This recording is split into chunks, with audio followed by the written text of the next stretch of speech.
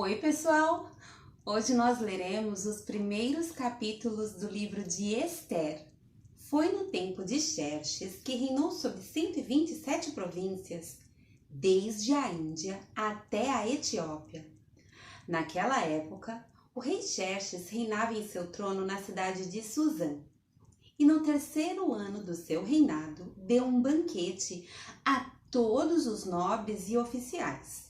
Estavam presentes os líderes militares da Pérsia e da Média, os príncipes e os nobres da província. Durante 180 dias, ele mostrou a enorme riqueza do seu reino e o esplendor e a glória da sua majestade. Terminados esses dias, o rei deu um banquete no jardim interno do palácio de 7 dias para todo o povo que estava na cidade de Suzã, do mais rico ao mais pobre.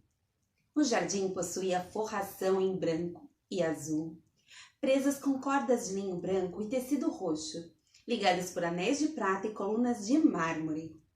Tinha assentos de ouro e de prata, num piso de mosaicos de pórfiro, mármore, madrepérola e outras pedras preciosas. Pela generosidade do rei, o vinho real era servido em grande quantidade em diferentes taças de ouro. Por ordem real, cada convidado tinha permissão de beber o quanto desejasse, pois o rei tinha dado instruções a todos os mordomos do palácio que os servissem à vontade. Enquanto isso, a rainha Vasti também oferecia um banquete às mulheres no palácio do rei Xerxes. No 7º dia, quando o rei Xerxes já estava alegre por causa do vinho, ordenou aos 7 oficiais que o serviam, Meumã, Bista, Arbona, Bigtá, Abacta, Zetar e Carcas, que trouxessem à sua presença a rainha Vasti, usando a coroa real.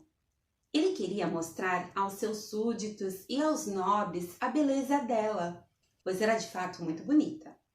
Quando, porém, os oficiais transmitiram a ordem do rei à rainha Vasti, esta se recusou a ir e o rei ficou furioso e indignado. Como era costume o rei consultar especialistas em questões de direito e justiça, ele mandou chamar os sábios que entendiam das leis e que eram muito amigos do rei: Carzena, Setar, Adamarta, Tarses, Meres, Marzena e Memucã. Eles eram os 7 nobres da Pérsia e da Média, que tinham acesso direto ao rei e eram os mais importantes do reino. O rei lhes perguntou: de acordo com a lei, o que devo fazer à rainha Vasti? Ela não obedeceu à ordem do rei Xerxes transmitida pelos oficiais. Então, Memucã respondeu na presença do rei dos nobres: a rainha Vasti não ofendeu somente o rei, mas também todos os nobres e os povos de todas as províncias do rei Xerxes, pois a conduta da rainha se tornará conhecida por todas as mulheres, e assim também elas desprezarão seus maridos e dirão: o rei Xerxes ordenou que a rainha Vasti fosse à sua presença, mas ela não foi. Hoje mesmo, as mulheres persas e medas da nobreza que ficarem sabendo do comportamento da rainha agirão da mesma maneira com todos os nobres do rei. Isso provocará desrespeito e discórdia sem fim. Por isso, se for do agrado do rei, que ele emita um decreto real e que seja incluído na lei irrevogável da Pérsia e da Média, determinando que Vasti nunca mais compareça na presença do rei Xerxes. Também dê o rei a sua posição de rainha a outra, que seja melhor do que ela. Assim, quando o decreto real for proclamado em todo o seu imenso domínio, todas as mulheres respeitarão seus maridos, dos mais ricos ao mais pobre. O rei e seus nobres aceitaram de bom grado o conselho, de modo que o rei pôs em prática a proposta de Memucã. Para isso, enviou cartas a todas as partes do reino, a cada província e a cada povo, em sua própria escrita e em sua própria língua, proclamando que todo homem deveria mandar em sua própria casa. Algum tempo depois, quando cessou a indignação do rei Xerxes, ele se lembrou de Vasti, do que ela havia feito e do que ele tinha decretado contra ela. Então os conselheiros do rei sugeriram que se procurassem belas virgens para o rei e que se nomeassem comissários em cada província do império para trazerem todas essas lindas moças ao harém da cidade de Suzã. Elas estariam sob os cuidados de Hegai, oficial responsável pelo harém, e deveriam receber tratamento de beleza. A moça que mais agradasse o rei seria a rainha em lugar de Vasti. Esse conselho agradou o rei e ele o pôs em execução. Nesse tempo vivia na cidade de Suzã um judeu chamado Mardoqueu, da tribo de Benjamim, filho de Jair, neto de Simei e bisneto de Quis. Ele fora levado de Jerusalém para o exílio por Nabucodonosor, rei da Babilônia, entre os que foram levados prisioneiros com Joaquim, rei de Judá. Mardoqueu tinha uma prima chamada Hadassa, que havia sido criada por ele por não ter pai nem mãe. Essa moça, também conhecida como Ester, era atraente e muito bonita, e Mardoqueu a havia tomado como filha quando o pai e a mãe dela morreram. Quando a ordem e o decreto do rei foram proclamados, muitas moças foram trazidas à cidade de Suzã e colocadas sob os cuidados de Hegai. Ester também foi trazida ao palácio do rei e confiada a Hegai, encarregado do harém. A moça o agradou e ele a favoreceu. Ele logo lhe providenciou tratamento de beleza e comida especial. Designou-lhe 7 moças escolhidas do palácio do rei e transferiu-a, junto com suas jovens, para o melhor lugar do harém. Ester não tinha revelado a que povo pertencia nem a origem da sua família, pois Mardoqueu a havia proibido de fazê-lo. Diariamente ele caminhava de um lado para o outro, perto do pátio do harém, para saber como Ester estava e o que lhe estava acontecendo. Antes de qualquer daquelas moças apresentar-se ao rei Xerxes, devia completar 12 meses de tratamento de beleza prescritos para as mulheres. 6 meses com óleo de mirra e 6 meses com perfumes e cosméticos. Quando ia apresentar-se ao rei, a moça recebia tudo o que quisesse levar consigo do harém para o palácio do rei. À tarde ela ia para lá e de manhã voltava para outra parte do harém que ficava sob os cuidados de Saasgás, oficial responsável pelas concubinas. Ela não voltava ao rei a menos que dela ele se agradasse e a mandasse chamar pelo nome. Quando chegou a vez de Ester, filha de Abiail, tio de Mardoqueu, que a tinha adotado como filha, ela não pediu nada além daquilo que Hegai, oficial responsável pelo harém, sugeriu.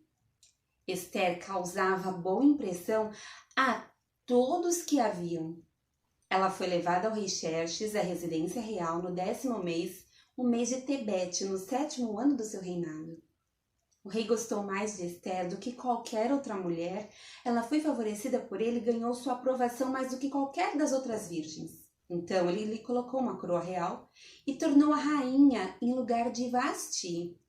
O rei deu um grande banquete, o banquete de Ester, para todos os seus nobres e oficiais. Proclamou feriado em todas as províncias e distribuiu presentes por sua generosidade real. Quando as virgens foram reunidas pela 2ª vez, Mardoqueu estava sentado junto à porta do palácio real. Ester havia mantido segredo sobre seu povo e sobre a origem de sua família conforme a ordem de Mardoqueu, pois continuava a seguir as instruções dele como fazia quando ainda estava sob sua tutela. Um dia, quando Mardoqueu estava sentado junto à porta do palácio real, Bigtã e Teres, 2 dos oficiais do rei, que guardavam a entrada, estavam indignados e conspiravam para assassinar o rei Xerxes. Mardoqueu, porém, descobriu o plano e contou a rainha Ester, que, por sua vez, passou a informação ao rei em nome de Mardoqueu. Depois de investigada a informação e descobrindo-se que era verdadeira, os 2 oficiais foram enforcados. Tudo isso foi escrito nos registros históricos na presença do rei.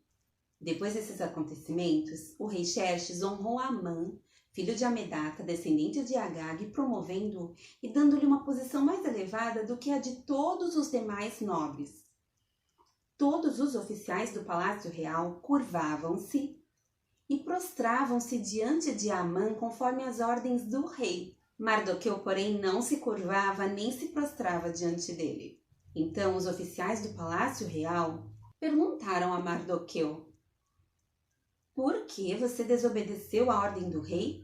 Dia após dia eles lhe falavam, mas ele não lhes dava atenção e dizia que era judeu. Então contaram tudo a Amã para ver se o comportamento de Mardoqueu seria tolerado. Quando Amã viu que Mardoqueu não se curvava nem se prostrava, ficou muito irado. Contudo, sabendo quem era o povo de Mardoqueu, achou que não bastava matá-lo. Em vez disso, Amã procurou uma forma de exterminar todos os judeus, o povo de Mardoqueu, em todo o império de Xerxes. No primeiro mês do 12º ano do reinado do rei Xerxes, no mês de Nisan, lançaram o Pur, isto é, a sorte, na presença de Amã, a fim de escolher um dia e um mês para executar o plano. E foi sorteado o 12º mês, o mês de Adar. Então, Amã disse ao rei Xerxes: existe certo povo disperso e espalhado entre os povos de todas as províncias do teu império, cujos costumes são diferentes dos de todos os outros povos e que não obedecem às leis do rei. Não convém ao rei tolerá-los.